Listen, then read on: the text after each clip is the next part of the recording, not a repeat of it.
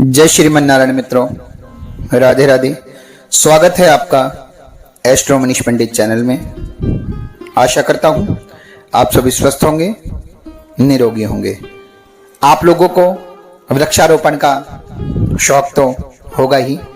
आज इसी से संबंधित मैं कुछ जानकारियां आपके सामने लेकर आया हूं कि किन वृक्षों को हमें घर पर लगाना चाहिए और किन वृक्षों को घर के आसपास या घर के अंदर नहीं लगाना चाहिए। कौन से वृक्ष शुभ फल देते हैं और कौन से वृक्ष अशुभ फल प्रदान करते हैं वास्तु के हिसाब से। लेकिन इस बात का मतलब ये नहीं है कि वो वृक्ष ही अशुभ हो गए। उन वृक्षों को आप जरूर लगाइए, लेकिन घर से दूर लगाइए। आदि जानकारी बहुत खतरनाक होती है, इसीलिए वीडियो को स्किप ना करिए और वीडियो को पूरा देखने का और सुनने का प्रयास करना। चैनल को अगर सब्सक्राइब नहीं किया है तो चैनल को सबसे पहले सब्सक्राइब कर दीजिए। सबसे पहले मैं उन वृक्षों के बारे में आपको बता रहा हूं जो वृक्ष घर के आसपास हमें शुभ फल प्रदान करते हैं। वृक्षों की श्रृंखला में नाम सुन लीजिए। मौलसिरी का वृक्ष, अशोक का वृक्ष, चंपा का वृक्ष, अर्जुन का वृक्ष, कटहल का वृक्ष, केतकी, चमेली, नारियल, अड़हल, महुआ, वट, सेमल और बकुल, शाल, ये वृक्ष घर के पास शुभ माने जाते हैं।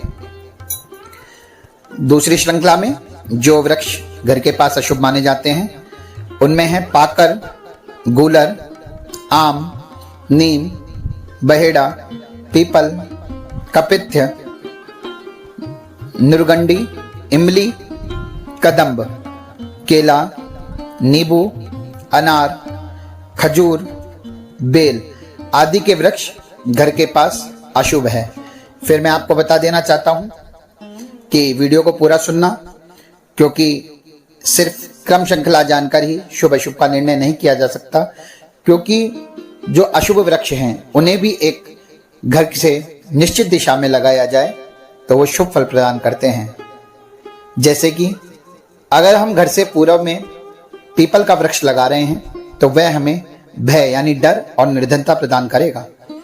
परंतु यहीं पर अगर हमने घर के सामने कुछ दूरी पर बरगद का पेड़ लगा दिया यानी वट का पेड़ लगा दिया जो हमारे घर से पूर्व में पड़ रहा है, तो वह हमारी कामनाओं की पूर्ति करता है। आप घर से आगन्य कोण के बारे में जानकारी लेते हैं।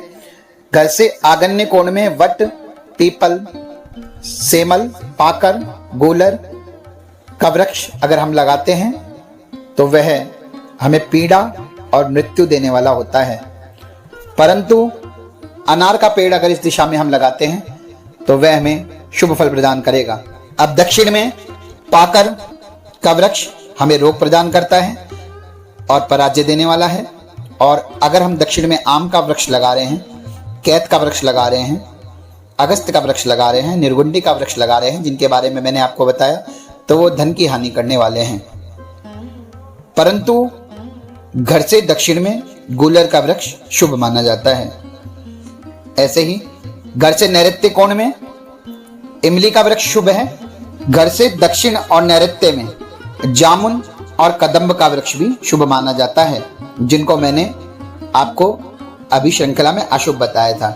लेकिन इनकी एक निश्चित दिशा होने के कारण दक्षिण में नैऋत्य में इन वृक्षों का शुभ माना गया है। अगर घर से पश्चिम में वट का वृक्ष हमने लगा दिया जो मैंने शुभ बताया था, तो यहां पर आपको हानि हो सकती है, राजपीड़ा, स्त्रीनाश व कुल का नाश होता है। और आम, कैथ, अगस्त तथा निर्गुंडी के वृक्ष भी पश्चिम दिशा में नहीं लगाने चाहिए। परंतु घर से पश्चिम दिशा में पीपल का वृक्ष अत्यंत शुभदायक होता है। और जिस बेल के वृक्ष के बारे में मैं बात कर रहा था, कांटेदार वृक्ष होता है, फिर भी अगर घर से वायव्य कोण में इसे लगाया जाए तो यह हमें शुभ फल प्रदान करेगा। वैसे भी बेल का वृक्ष साक्षात शिव का स्वरूप है, इसलिए अवश्य रूप से वृक्ष लगाइए। घर से उत्तर में गूलर हमें नेत्र रोग देता है तथा हानि प्रदान करता है।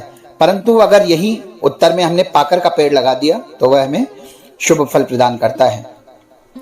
घर से ईशान कोण में हमें आंवले का वृक्ष लगाना बड़ा ही शुभ माना जाता है।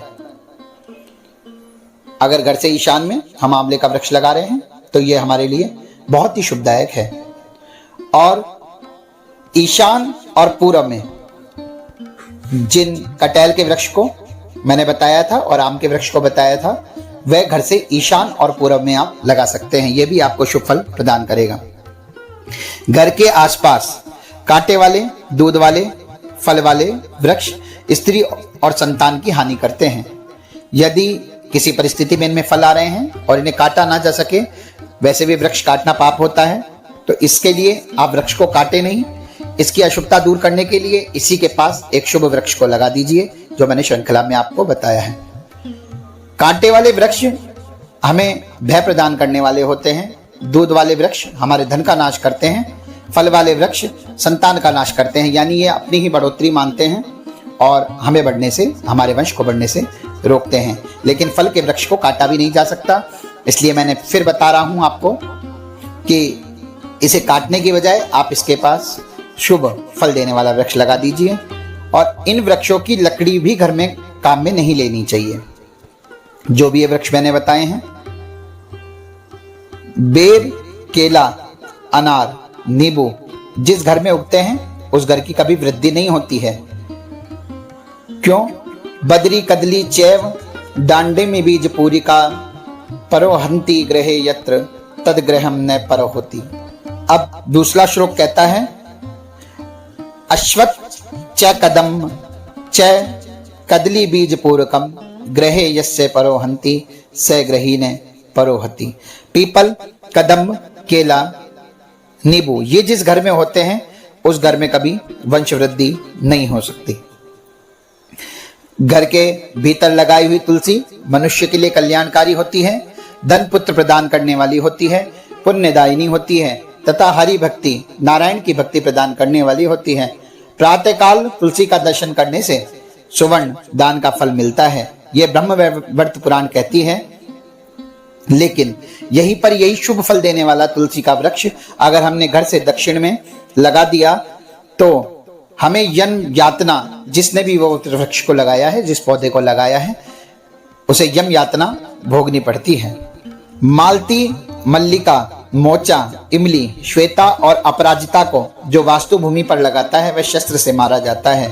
अब आता है कि आप घर में जो गार्डन बना रहे हैं वह कहाँ बना रहे हैं, तो उस वाटिका और बगीचे के लिए जो घर से पूर्व और उत्तर, पश्चिम या ईशान दिशा में का जो वाटिका बनाता है वह सदा गायत्री से युक्त, दान देने वाला और यज्ञ करने वाला होता है। परंतु यहीं पर जो घर से अग्निकोण में, दक्षिण में, नैऋत्य में, वायव्य में वाटिका बनाता है उसे धन और पुत्र की हानि होती है तथा परलोक में अपकीर्ति प्राप्त होती है, वह मृत्यु को प्राप्त होता है, वह जाति भ्रष्ट, वह दुराचारी होता है। पुनः बता दे रहा हूं, यदि घर के समीप अशुभ वृक्ष लगे हैं तो उनको काटने में कठिनाई है, तो अशुभ वृक्ष को और घर के बीच में शुभ फल देने वाले वृक्षों को लगा देना चाहिए। यदि पीपल का वृक्ष, क्योंकि ये आम समस्या बन चुकी है कि पीपल का वृक्ष घर के पास हो तो उसकी सेवा पूजा हमें करते रहनी चाहिए। काटना किसी भी वृक्ष को कोई समाधान नहीं है, इससे हम और नरक कुंड में गिर सकते हैं। अब यह सब जो मैंने उपाय आपको बताए हैं ये वास्तु से संबंधित वनस्पतिक प्रयोग हैं। तो आपसे निवेदन है, आप किसी भी वृक्ष को इस वीडियो को देखकर कटवाएंगे नहीं, बल्कि उसका अशुभता को दूर करने के लिए शुभ फल देने वाले वृक्षों को आप पास में लगाएंगे और अधिक से अधिक जीवन में वृक्षारोपण करेंगे। अगर वीडियो अच्छी लगी है तो वीडियो को शेयर कर दीजिए, लाइक कर दीजिए एवं बेल आइकन को प्रेस कर दीजिए, चैनल को सब्सक्राइब कर दीजिए। जय श्रीमन नारायण। राधे राधे मित्रों।